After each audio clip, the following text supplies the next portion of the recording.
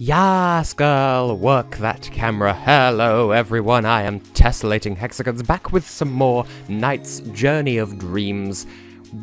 Our grade so far is and I'm hoping to go for the full So in this episode, let's just head back into Aqua Garden and do the 4th mission, which... This is Helen's favourite type of mission, as you will discover as her story goes on. So, yes, the Dream of Ocean, Aqua Garden, Level 1, Mission 4. There's a bit of story, so I'll let the game explain it for me. And it's got great music, by the way, so watch out for that.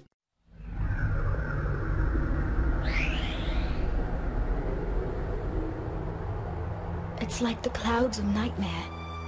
So you've noticed those ominous clouds as well, I see. It may be an omen signaling Nightmare's invasion. Nightmare's invasion? Whatever the case, something is definitely awry here. Whew. We had best be getting on. What's that? No way! It can't be!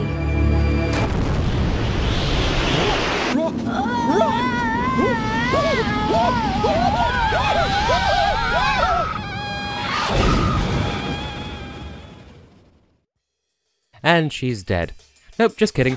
We actually have a rather innovative type of level, really, and I shouldn't spend so long just sort of bumbling around. So, in the first game, in the first Knight's game, you could wander around, but you'd be chased around by this sort of, this angry clock egg thing called a Waker. And, well, that still applies here, but there were no levels built around that, whereas Helen has one mission per level built around this. So you'll notice in the bottom right corner there's a clock, and notice how it just rewound a little bit when I collected that clock, and then wound back up again when I got hit. So when that completes one full rotation and fills in completely with red, one of those so-called Wakers will appear, and if you get hit by that, that's it, instant game over. So let's go down here and bother this chest. I shall annoy it, because that's like Shakespearean for hurt or injure. I just remember there being a Shakespearean line about a lion annoying someone, and by that it means kill, maim, destroy, be mean, wreck, crush. So, anyway, the objective with these is just to get from beginning to end of the level and keep collecting clocks so that you don't run out of time and get booted out of the level. Because you notice that the clock in the top middle is actually constantly counting up instead of down. So, I really like this as a type of level. But the thing is, Helen's just rude. I couldn't really do anything about that. I was opening a chest. But yes, Helen's just a visitor. She can't actually attack by herself. And of course, when she's not dualized with knights, she also can't fly. So, I really like this, having these levels designed around the human visitors, just exploring levels by themselves. Admittedly, this isn't part of the level you get to visit with knights anyway, but I just think it's a really nice idea. And all of Helen's worlds have these, and the second one is, well, honestly, all 3 of them are entertaining, but the second one especially, I'm gonna grab this clock because it's here. And you can sort of see how, for instance, that one had like 1/4 of it filled in with green, and then the ones we've been getting from chests are completely filled in with green. That just indicates how much extra time it bestows upon your clock in the bottom right. You can throw blue chips, by the way. You can use them to stun enemies, but ultimately, don't bother. You can just run past them, dodge past them, it's easier. I would enjoy an entire game like this, and look, just like that, here we are at the end of the level. That was actually a piece of piss. So, I'm not really sure how to get the best grade in this, necessarily. But we got an A, so that was the best grade, so let's just do what I did and you'll be fine. Now, this would seem like a good opportunity if there isn't another cutscene to talk about something that I grabbed at the end of the first episode. You may have noticed I picked up some sort of droplet. It's called a dream drop. Those are like a collectible hidden throughout the entirety of this game. I have never 100%ed this game in that regard. I've beaten all of the levels, and, you know, completed the story and everything. I have never gathered all of the dream drops. What they do is, they activate this fountain, kind of, but, yeah, there you go. The dream drops end up in this fountain. We have 1 so far. They are hidden in the overworld, they are hidden in levels. I don't like the idea of going out my way to find all of them, so that's one thing that if you play this game, you can do by yourself. I will talk about what reward that gets you at the end of the series. I don't think it's going to happen in this series, but I can still talk about it. But anyway, let's just progress with the story for the time being. We have 4 perfect A's in a row so far. Can we make it a clean sweep? I'm hoping so. So, for Aqua Garden, we've had a chase mission, which is always the first mission. We've had a gimmick level. We've had a link challenge, which I don't think is always mission 3, but it is always one of the middle 3 missions. We've had an escape mission, or a separated from Knights mission, which appears in all 3 of Helen's worlds and one of the male characters' levels, and in exchange, well, we'll get to that in due course. And now there's the other kind of mission that's consistent across every level. Mission 5 is always, well, you'll see in a hot second, but it's kind of predictable if you think about it.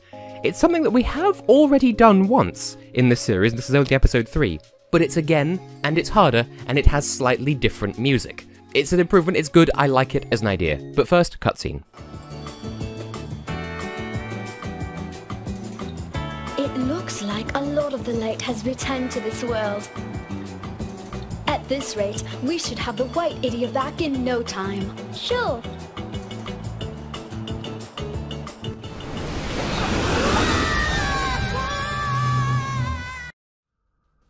See, that almost makes it seem like we're going to have another separated from Knights level, except it's in the belly of the beast that we've already killed, but nope. We have a rematch with the area boss, so we're fighting Garania again, except this time the fight is harder in some way. I don't remember how. It is visibly different, but in this case, I think it's just there's more balls and they go further away and they're larger, and that's about it. There's also that, which... that's a power-up that I think just improves the power of your Twinkle Dust. Which... also, the boss can respawn inside you. Or you can the boss can respawn with you inside it. Which sort of sucks, but, you know, it's fine. We're doing well so far. Spit me out. Thank you. Yes. It's not hard, but it is harder than the vanilla version of the boss. As you can see, you know, we were nearly done this time last fight, so... I'm just gonna go around in loops and suck pieces of... we're going to suck Garania's balls. And that's how you win.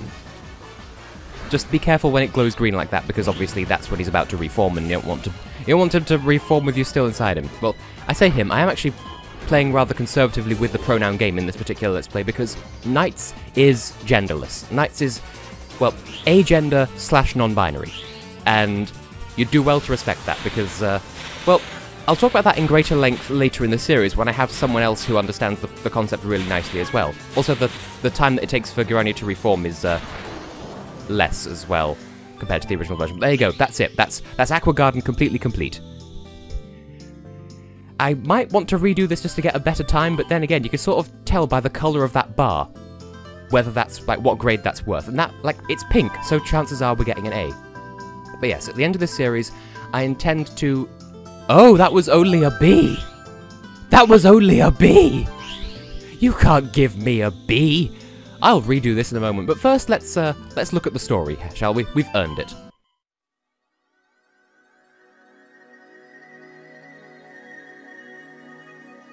The white idiot.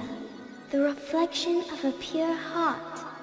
Is this my heart?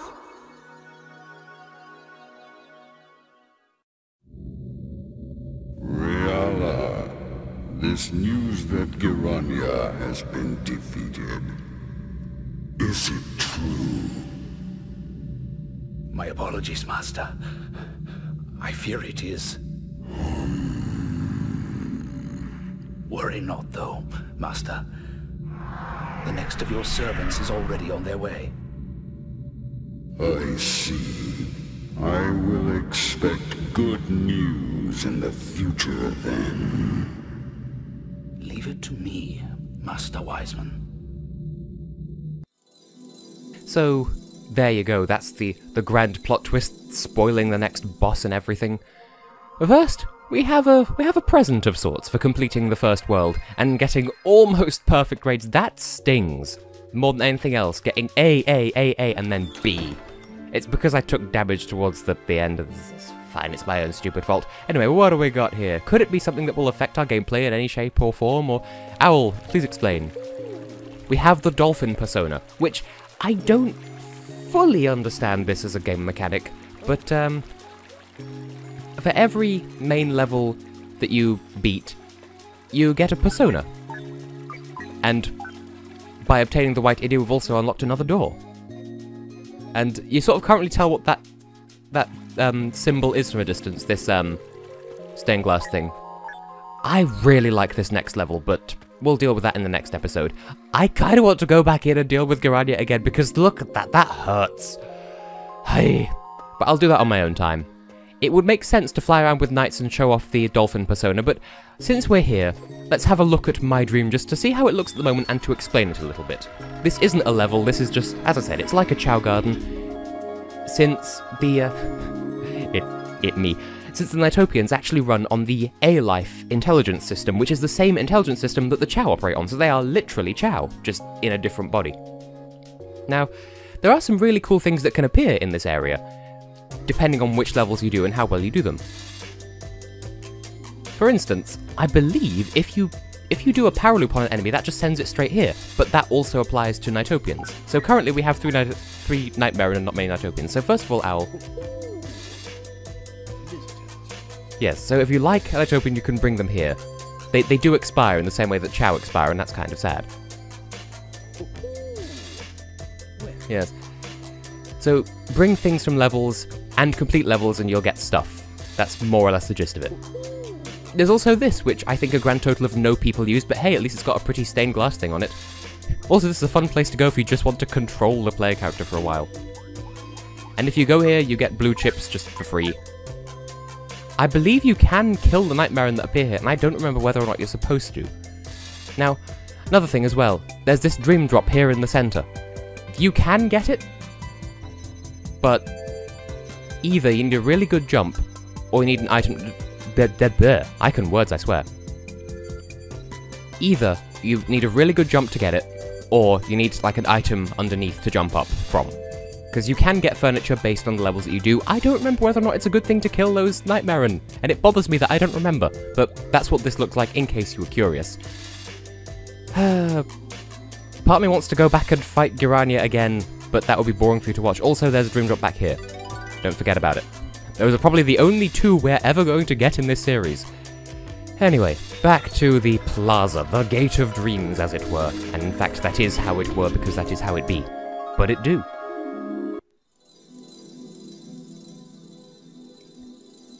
So, yeah, Dreamgate, that is in fact what it's called. Just casually reminding me that the next world is open. We will go in there in due course, but before anything else, I actually kind of want to fly around with knights.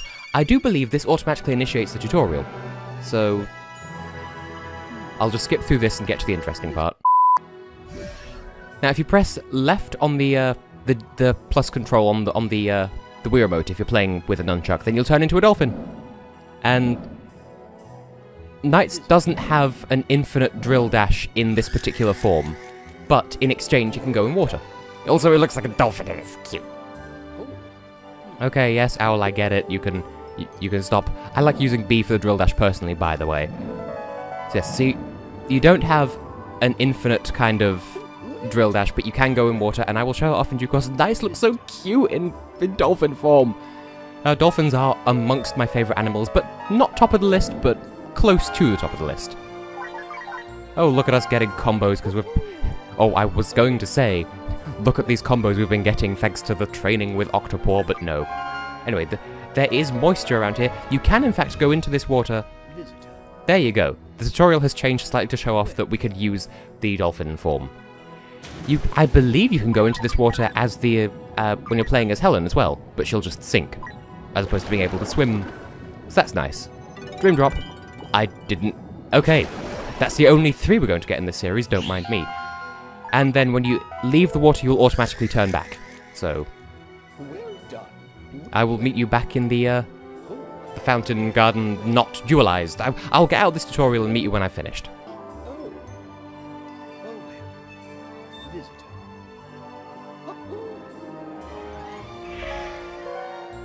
Now that's one thing that I sort of forgot was a thing, but in the in the first game before this one, you could go to these special rings that would activate this acrobat mode, and you could just do that by twisting the Wii remote now.